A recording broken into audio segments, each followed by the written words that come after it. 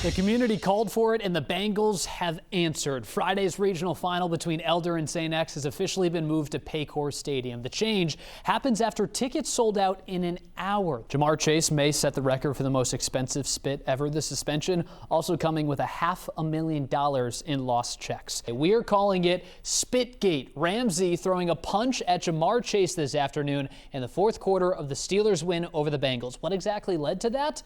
A spit heard around Cincinnati. Ramsey saying, hey, he spit on me. Jamar saying, no, I didn't. All aboard the Reds roller coaster. Please keep your hands, feet, and heart inside the ride at all times. Cincinnati started its season up and down, 3 games above 500, heading into the All-Star break. After it, Tito's bunch took off. On August 20th, they were 7 games above 500 and only half game out of the wild card. But fast forward just 10 days later, and that ride has turned upside down. Cincinnati back to even and staring down a 5-game deficit in the playoff push. Bengals are 1-0 for the first time since 2021, looking to become 2-0 for the first time since 2018 tomorrow. Now, a big reason why they won their first game against the Browns, it was the defense. They stepped up big time, and in large part thanks to Shamar Stewart. Let me introduce you to the 2025 Bengals quarterback room. Brett Rippon, Jake Browning, Joe Burrow. Obviously, you know that guy. All 3 talented enough to make it to the NFL. However, they all kind of peaked in high school. Let me explain. Rippon threw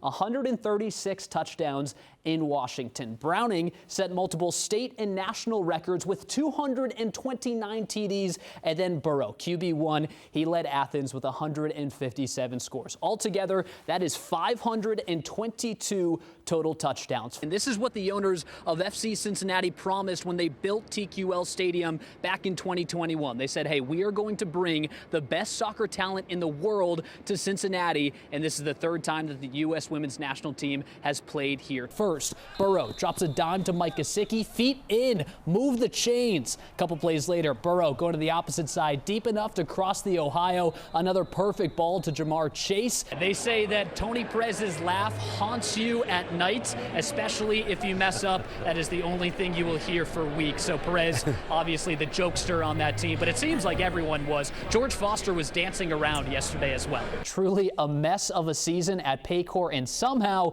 it just continues to get worse. St. X head coach Steve Speck said this game could be played in a Denny's parking lot and it would still be an instant classic. But Paycor, hey, that kind of makes it even more special for these players. First quarter, Charlie's favorite guy, where is he? Becca behind the big boys for the first score. It is 7-0 Panthers. A couple minutes later, Indians on the move, but Pete Fortcamp has other ideas. I'll take that, please and thank you.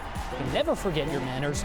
Elder's defense balled out yesterday. Then in the second, if Becker is coming down the tracks, you best get off of him. It's just a business decision. 27-7, Elder. Panthers are 11-0 for the first time in their 102-year history. They take on Princeton in the regional semis next week.